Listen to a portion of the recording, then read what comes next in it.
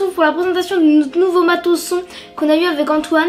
Donc on l'a commandé mercredi, on a quasiment tout reçu vendredi, donc là on est dimanche. Donc moi j'ai commencé à vous montrer le NTG2, la SM4R, Antoine va vous montrer l'H4N et le câble. Pour le NTG2, c'est un micro canon super cardioïde. Ça c'est pas la présentation, hein. La présentation on la fera bien entendu plus tard et plus détaillée. Vendu avec une zip pour le transport, mais ça on s'en fout de toute façon. Il y a une bonnette qui est vendue avec, bonnette anti-pop, exactement la même que sur le rod Videomic Rycote, rod qui nous enregistre. Elle permet de filtrer les anti-pop. Après on a une pince qui est vendue, la meilleure pince du monde, elle est bien mieux que la SM4R.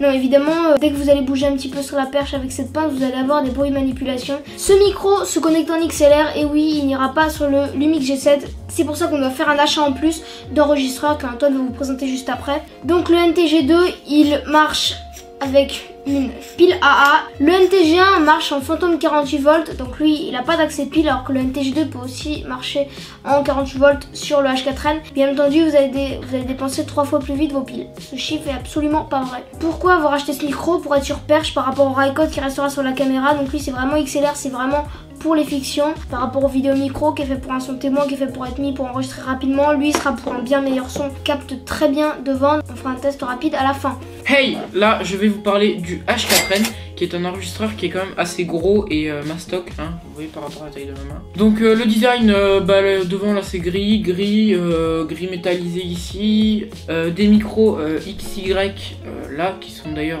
stabilisés. Hein. Dessous on a la prise micro, on a du coup après tous les boutons d'enregistrement, donc ici pour l'entrée, ici pour voilà pour accès au dossier. On a une vis 5 ici, ici le volume du casque avec la prise qui est juste au-dessus, la prise télécommande dont on ne se servira pas, l'USB, le bouton pour l'allumer et pour le verrouiller. Et ensuite ici le niveau du gain, voilà, le mode pour passer au mode menu et ici la petite molette pour se balader dedans.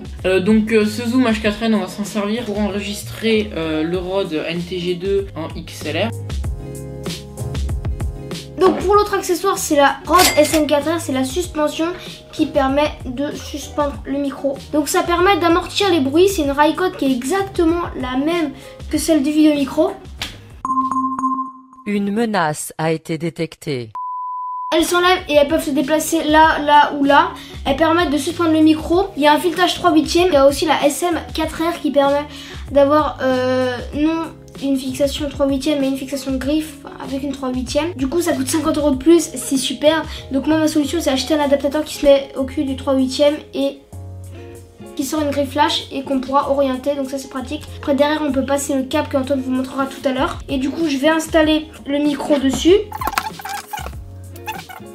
Donc de le mettre sur le SM4R ça sert essentiellement à le mettre sur perche, après on peut le mettre sur caméra. Donc ce micro qui peut être mis sur une perche Rode Boompole comme on va le faire. Alors c'est sûr que c'est pas la meilleure pour abriter un Rode NTG2, c'est quand même très suffisant. Elle peut aller très loin, le seul problème c'est qu'elle n'est pas entièrement bien stabilisée, on va dire qu'elle bouge un peu. Mais sinon ça reste une bonne stabilisation pour le Rode NTG2. Voilà pour mes accessoires que j'ai présentés.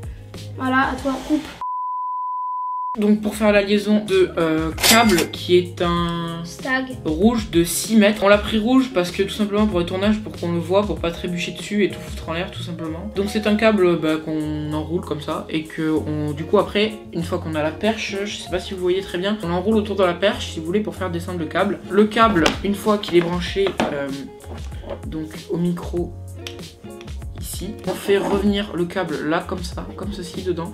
Et ici dans la rod SM4R, on a un endroit spécialement prévu pour bloquer le câble. On visse ici et on descend jusqu'à la perche en serpentin. Voilà, c'est la fin de cette vidéo. Je fais la fin avec le NTG2. Donc j'espère que cette présentation de notre nouveau matériel vous aura plu. Bientôt il y aura une présentation détaillée sur chacun des 3 matériaux. On va pas parler du câble, ça sert pas à grand chose. Il y aura également les tests de chacun des matériaux. Et aussi il y aura sûrement une vidéo présentation de notre setup son au complet avec le Rycote, le vidéo micro, tout ça. Donc on espère que cette vidéo vous aura plu avec Antoine. Merci d'avoir suivi et je vous dis à très bientôt. Si vous avez des idées de vidéos son, dites-les en commentaire et moi je vous dis à bientôt.